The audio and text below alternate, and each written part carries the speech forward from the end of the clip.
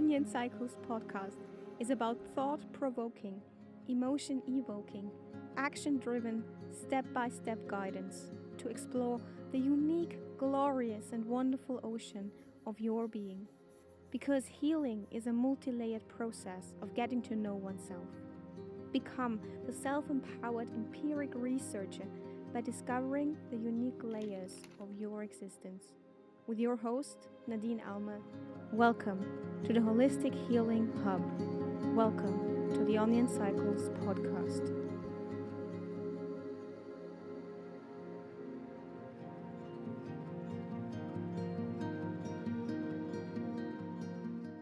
Hello and welcome back, my fellow onions. It's so good to have you here in this beautiful place, in this beautiful space of vulnerability and growth and healing. I'm so happy you tuned in again and continue this path of healing with me. We're all in the same boat. We're all looking for the same thing, which is growth through healing. And today's episode kicks off a month that is dedicated to something that is basically the core of humanity, the core essence of who we are and how we can ascend, how we can grow, how we can choose every day to live. I'm talking, of course, about love.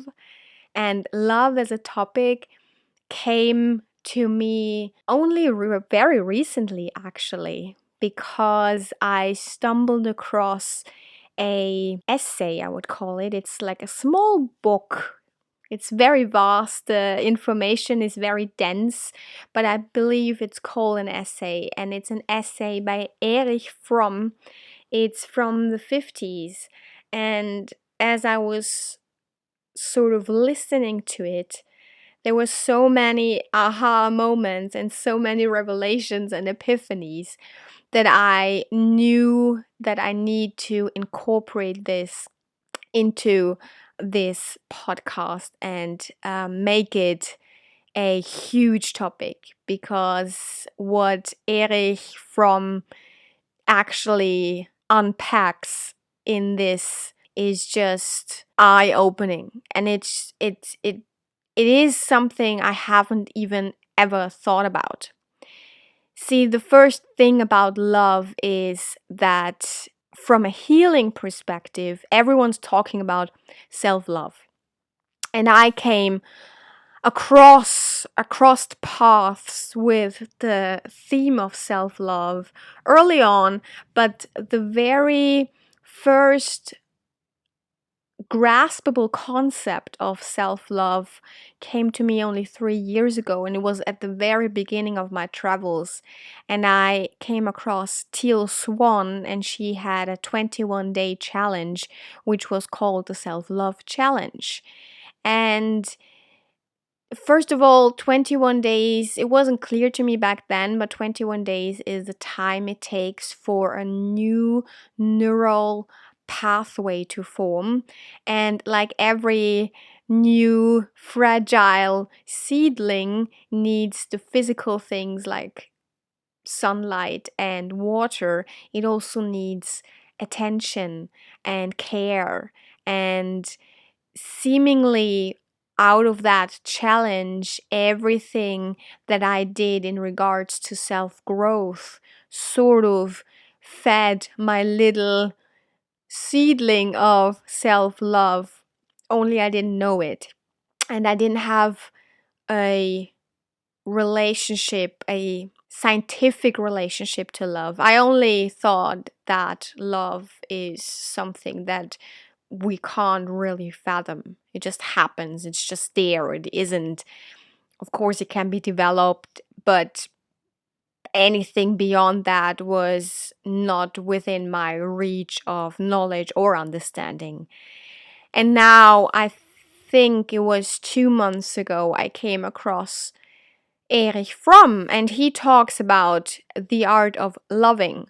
So the whole 4 weeks that we are going to spend with each other on the topic of love will be strongly leaning on what I learned from his essay. However, as I said, the density of information in these pages is huge. So I won't go into a lot of detail, and I won't go into every single sentence and assumption and theory he sets up. I will just loosely weave his theory and his teaching into these next 4 episodes. And I will also weave into these episodes things that I have picked up along the way.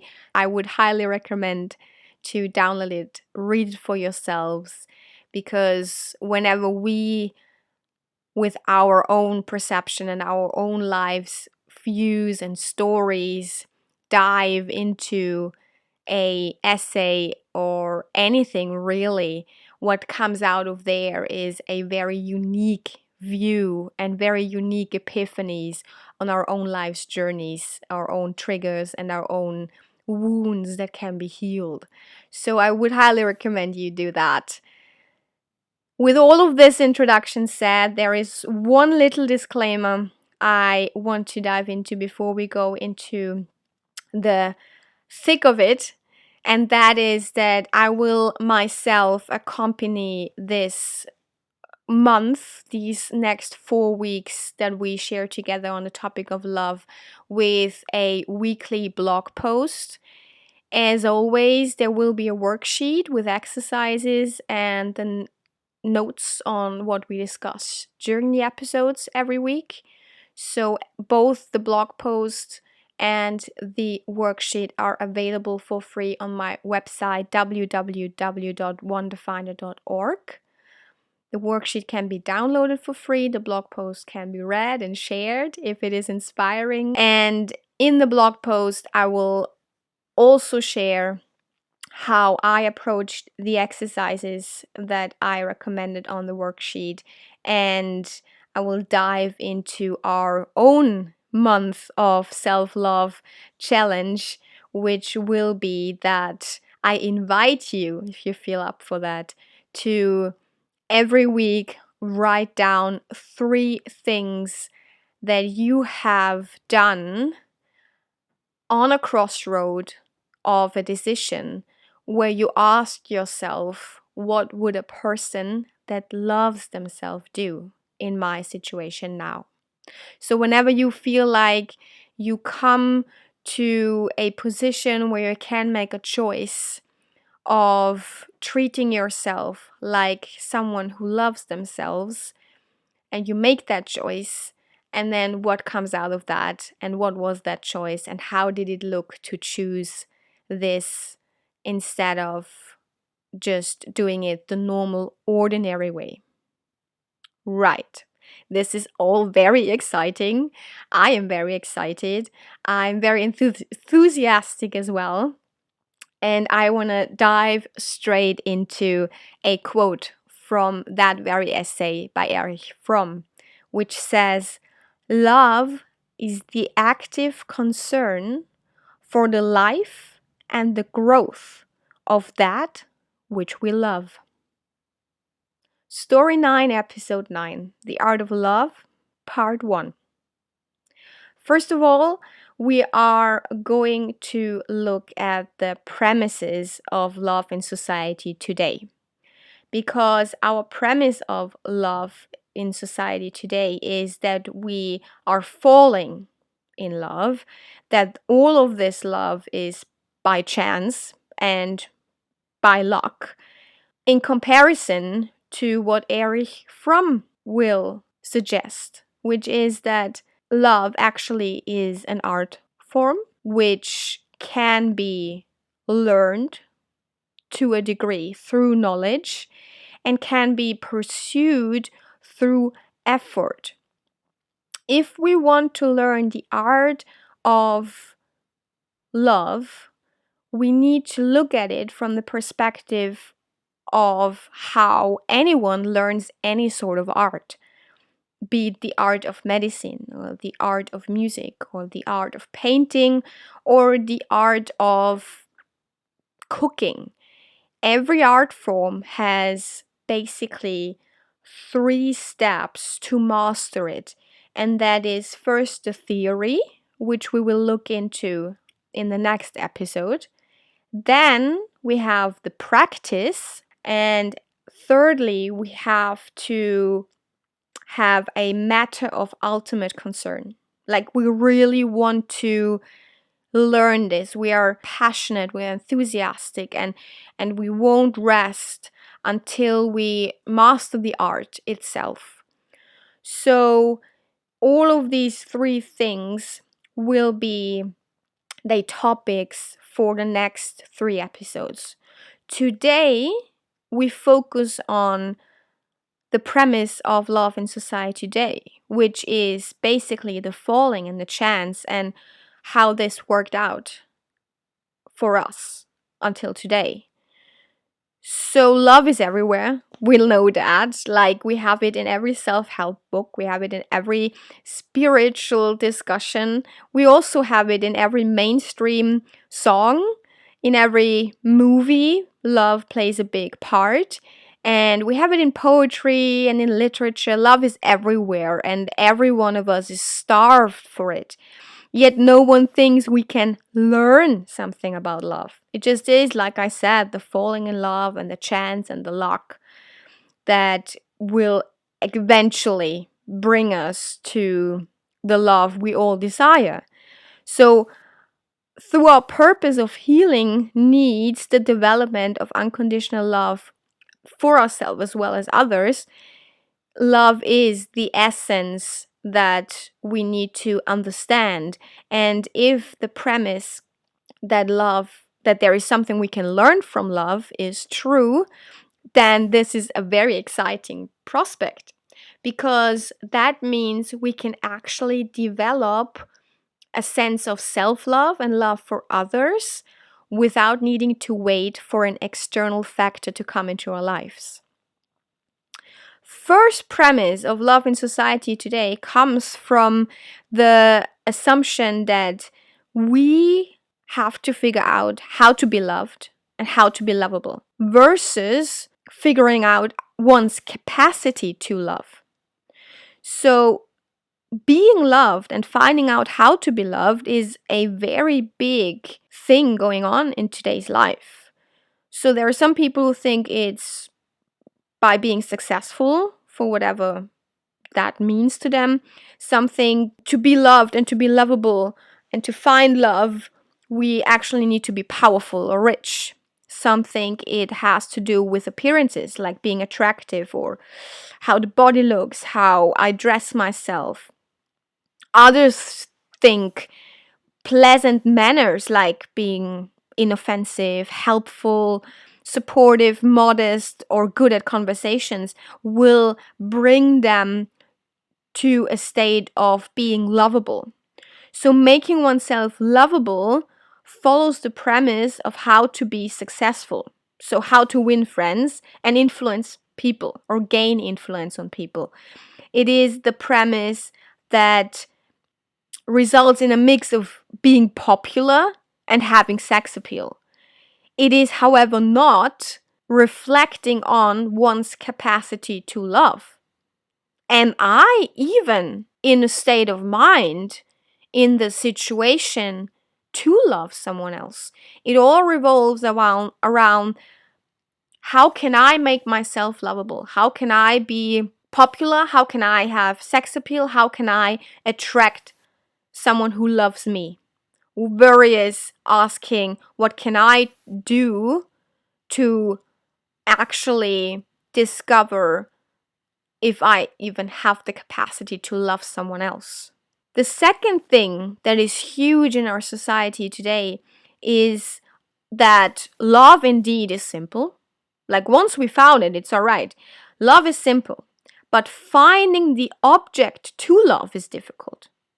Like, if we look back, we all know this, in the Victorian age, and even in some countries today, still until today, marriage was more like a contract. Like, we had arranged marriages, there were marriage brokers, and marriage was based on social considerations, and love was then supposed to be established later on once you've gotten married. It is a socio-economic contract. Nowadays, basically everywhere, there is this notion that romantic love is the other way around. Like, you focus on the object versus the function.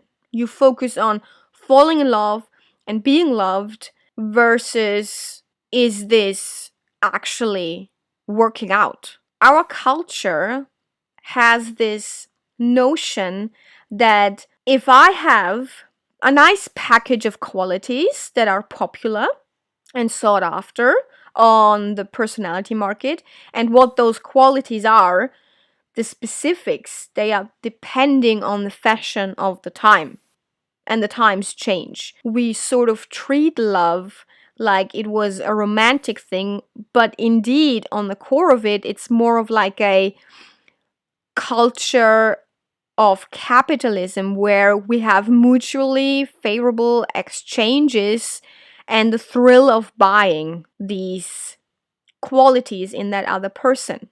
Obviously, something else comes into that as well, which is that once you have let down the walls between each other, like the walls evaporate.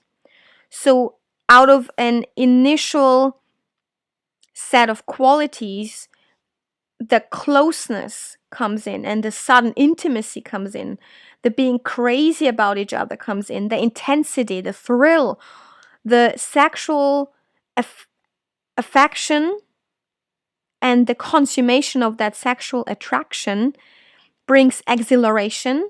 And we then come to the conclusion that that person has qualities that are right now high valued on the personality market.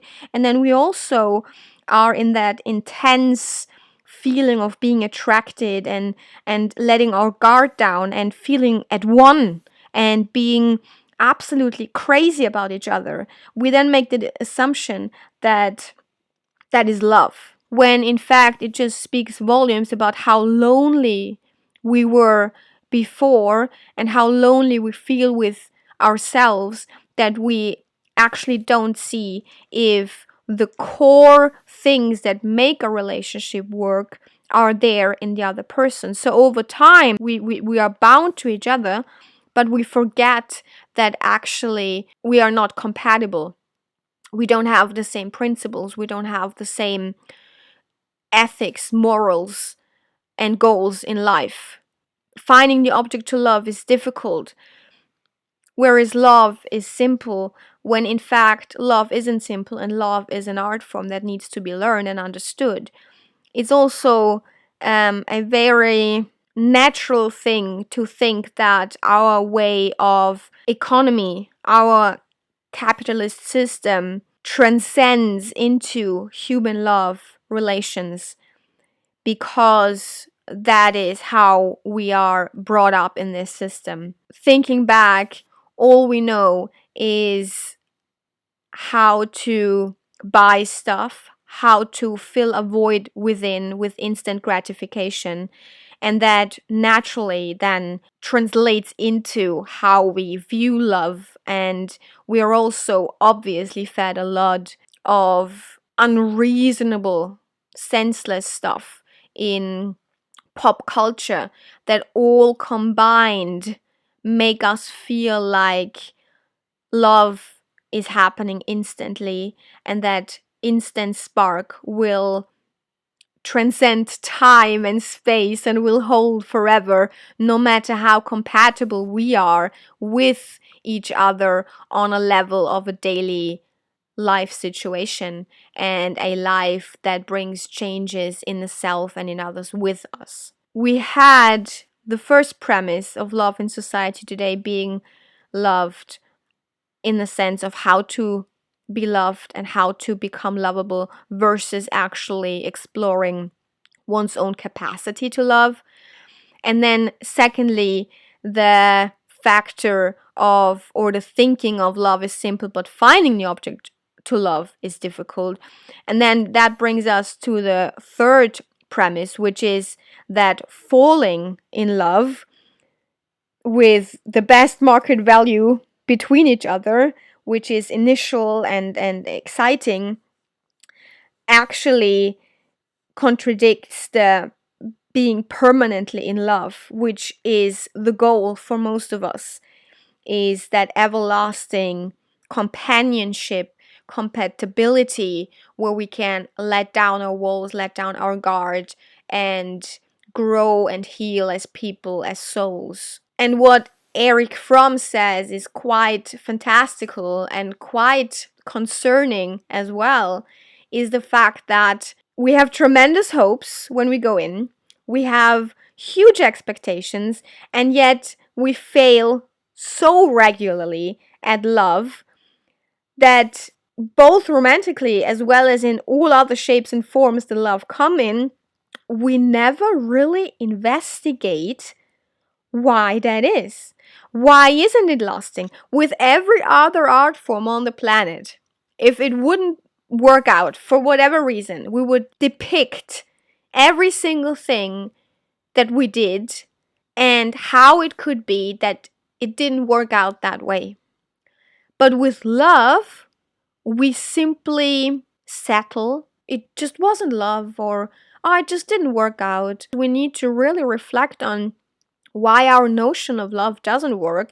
And that's why I find Erich Fromm's essay so moving and so touching and so real and so needed, is to look at love from a scientific point of view, from an artistic, creative point of view, that gives us a guideline, and looking deeper and diving deeper into viewing ourselves through the empiric researcher that we are, and evaluating what hasn't worked in the past, why it didn't work, so that then in the future we can change and turn around and try other things, so that in the long term we actually achieve all the love. An art form can be learned through acquiring the theory, the practice, and viewing it from the matter of an ultimate concern.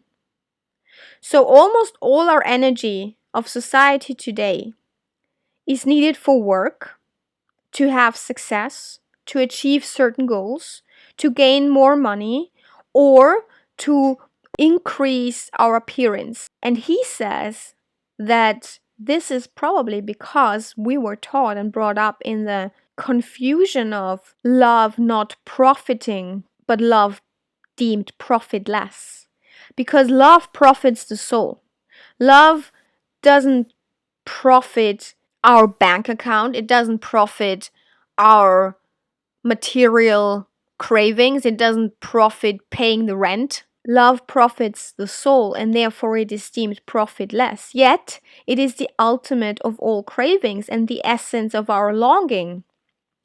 So, if love profits the soul, yet we invest little to investigate why love fails, how can we ever feel like we are content in life if we don't investigate? With this last statement, that investigation, and once again being the empiric researcher as always of your own unique, beautiful, wonderful lives, that is exactly what we're going to do. We're taking Erich Fromm, and we're going to look at the theory next week, the practice, and we are dedicating ourselves to the matter of love with our ultimate concern.